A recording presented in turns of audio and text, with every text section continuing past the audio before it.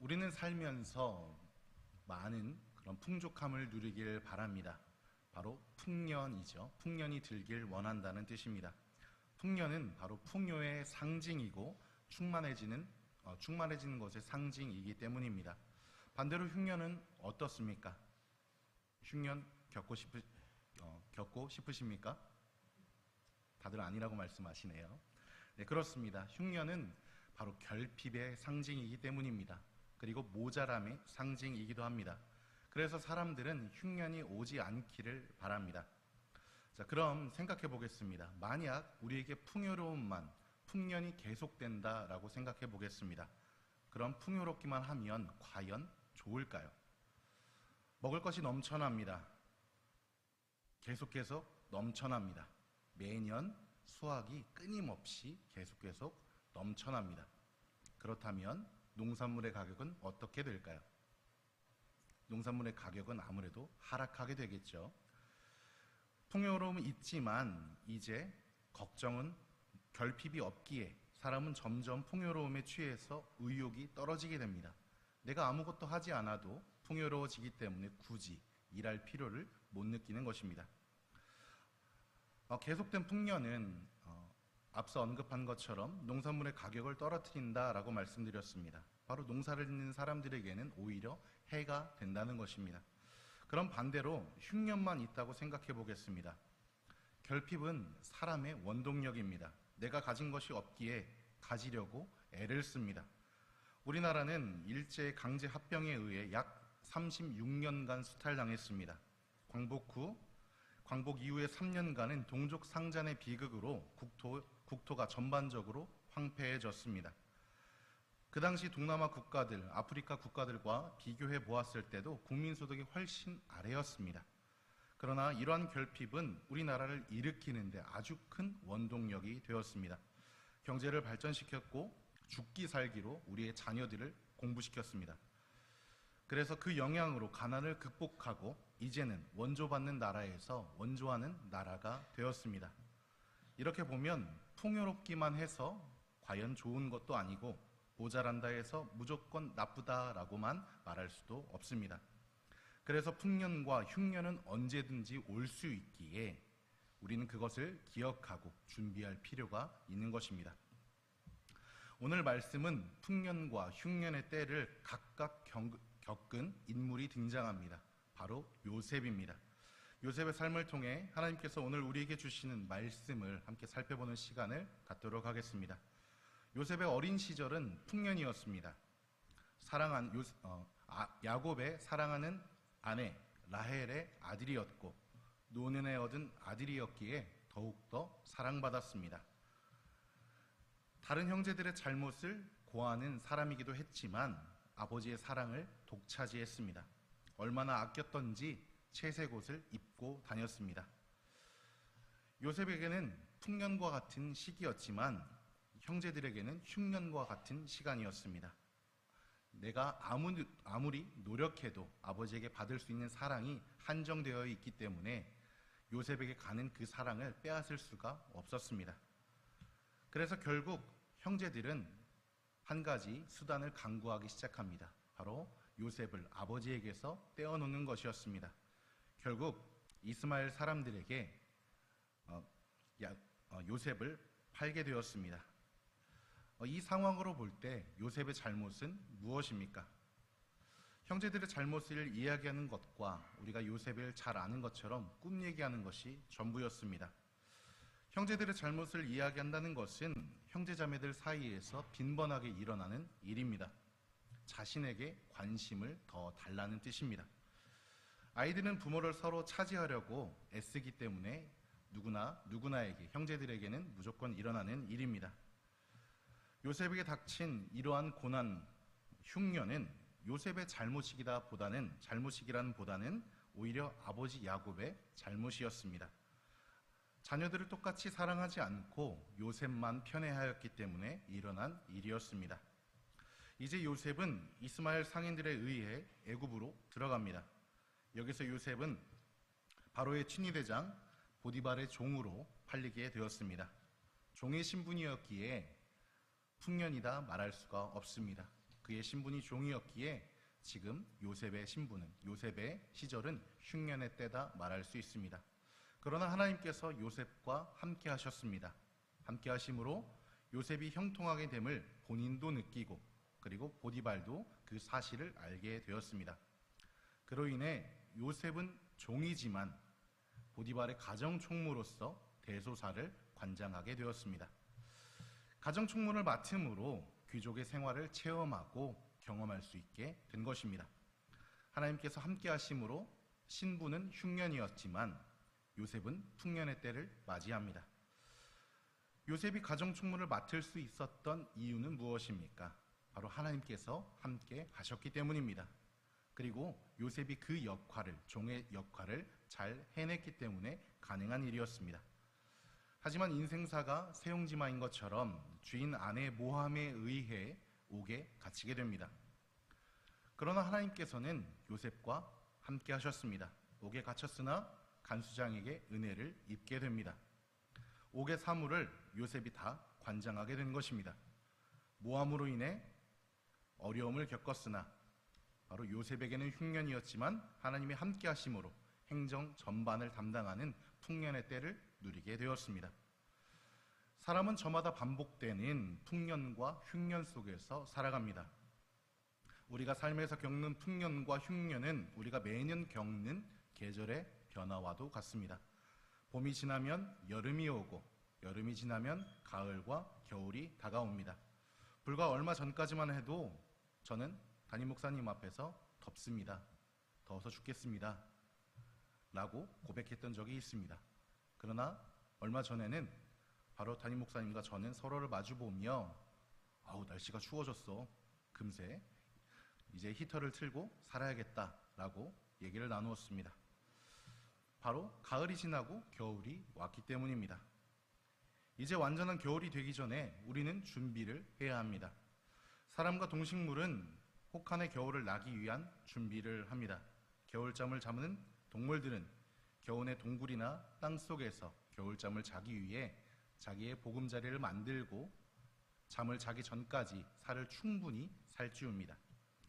식물은 영양분이 빠지는 것을 최소화하기 위해 달고 있던 잎들을 다 떨어뜨립니다. 그리고 사람들은 창문 틈이나 문틈에 문풍지를 넣고 창문에는 뽁뽁이를 붙입니다. 그리고 두꺼운 옷을 사입거나 내복을 준비합니다. 이러한 준비는 집안의 실내 온도를 높이고 체온을 높이는 데 큰 도움을 줍니다. 우리나라의 사계절을 풍년과 흉년으로 나누어 보면 겨울은 추워 제대로 움직이지 못하기에 흉년입니다.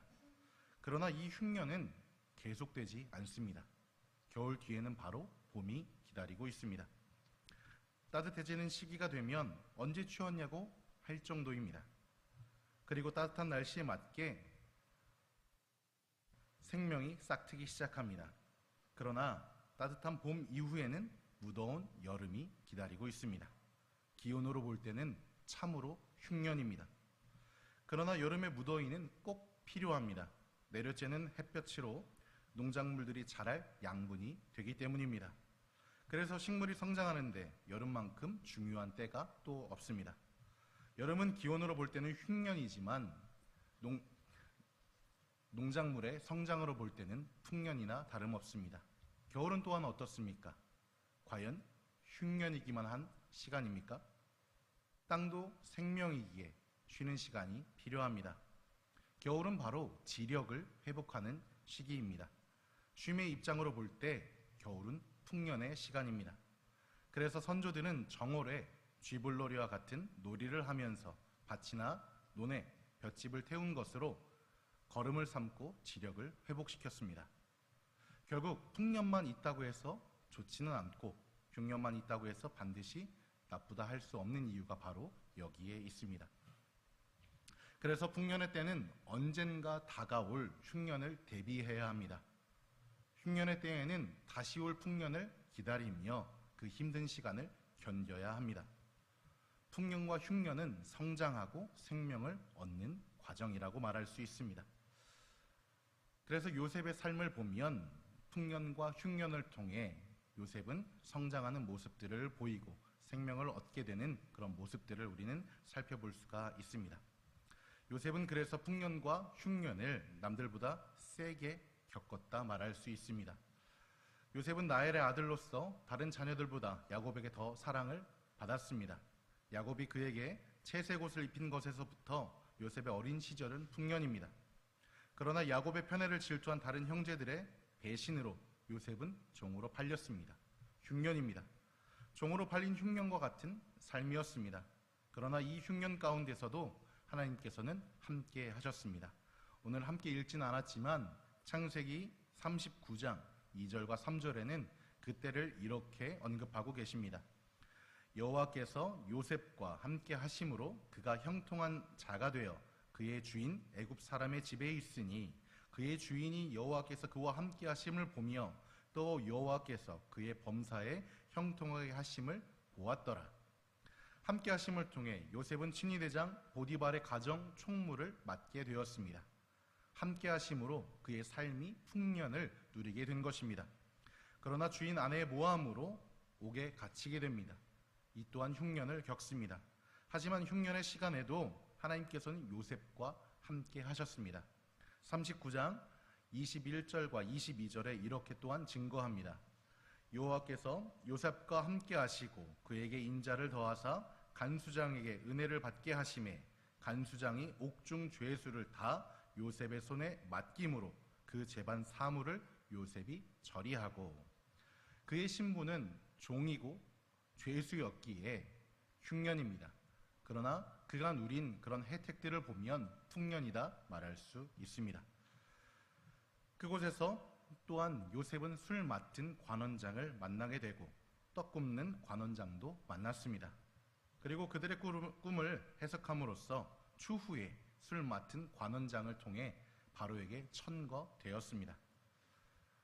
오늘 함께 읽지는 않았지만 전반적인 내용으로 볼 때 바로는 꿈을 2번 꾸었습니다. 그러나 그의 신하들 어느 누구도 그 꿈을 해석할 수는 없었습니다. 그러나 술 관원장의 천거로 만나게 된 요셉을 통해 꿈을 해석받았습니다. 꿈의 내용은 정리하면 다음과 같습니다. 7년간 풍년이 있고 이후에는 7년간 그 풍년을 잊을 정도의 흉년이 있을 것이다 라는 하나님의 뜻이었습니다. 요셉은 하나님께서 보여주신 이 꿈에 더해 이제 해결 방안까지 바로에게 제안합니다. 41장 32절과 33절 그리고 36절까지 함께 찾아보겠습니다. 오늘 함께 읽지는 않았지만 41장 32절에서 36절까지 우리 한 목소리로 살펴보겠습니다. 함께 읽겠습니다. 바로께서 꿈을 2번 겹쳐 꾸신 것은 하나님이 이 일을 정하셨음이라.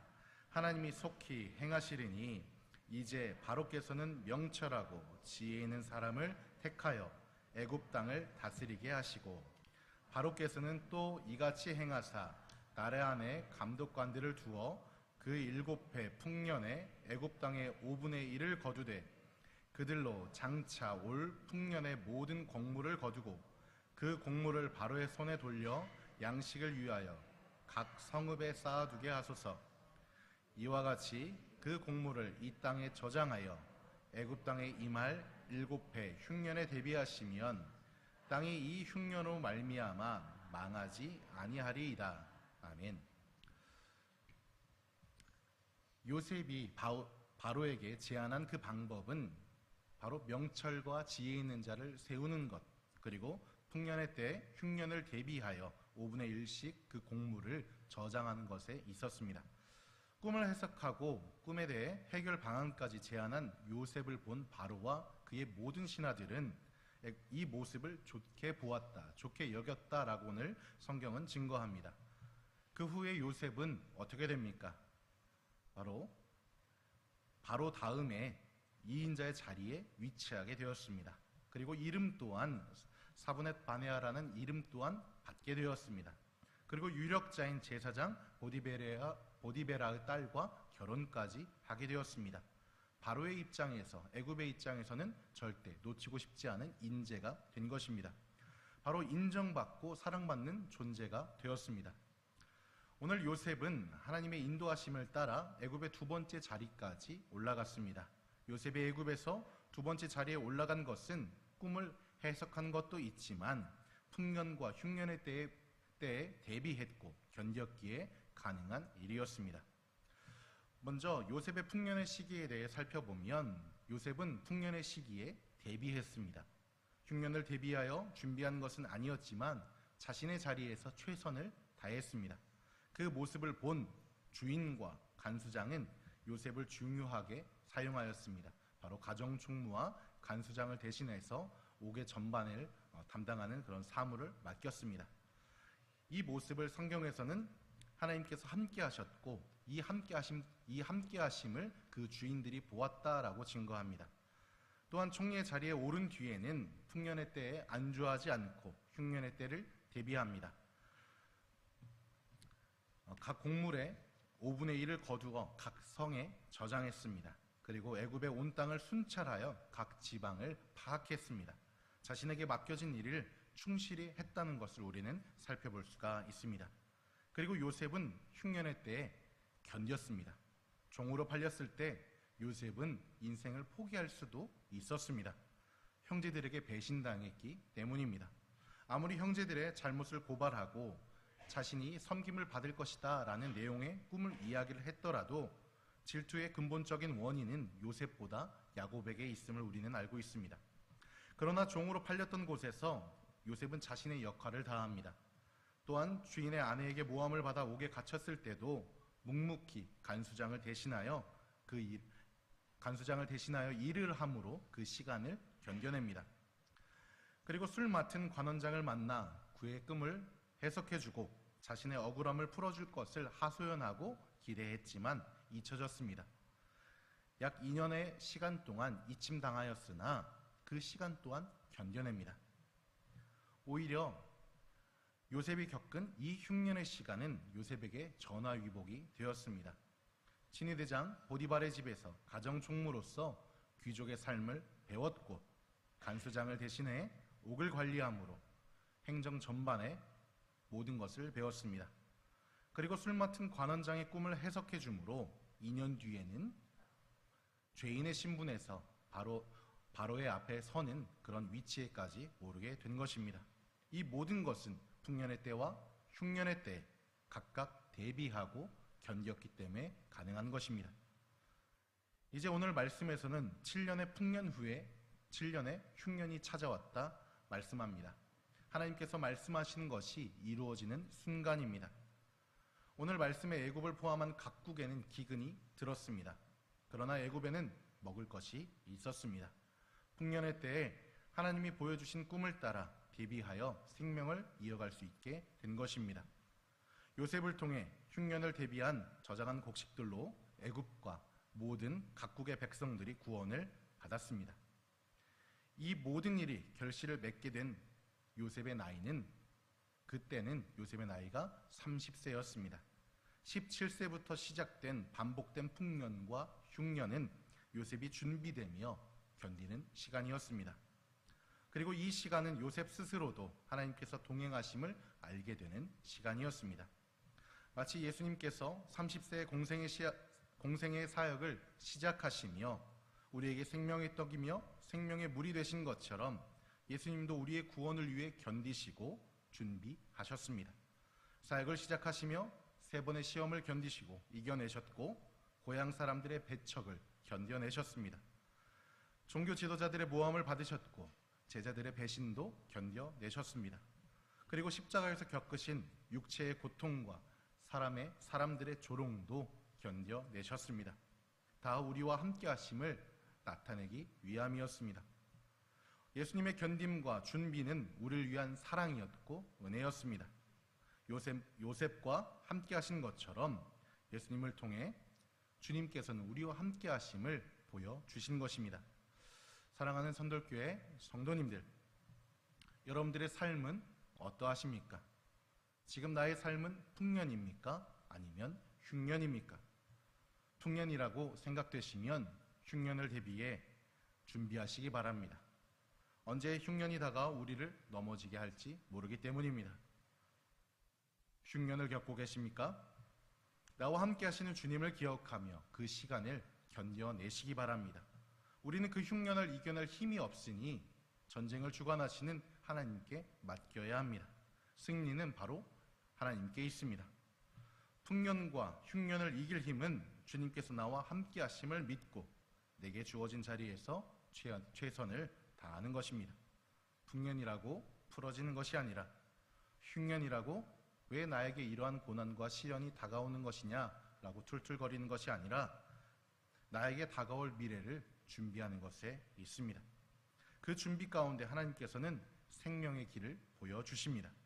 흉년을 대비하여 흉년의 때 애굽에 있는 곡식으로 많은 생명을 살리신 것처럼 우리도 생명의 떡이요 생수 대신 예수님을 의지하여 우리의 풍년의 때와 흉년의 때를 대비하고 견뎌내는 성도님들 되시길 주님의 이름으로 축복합니다.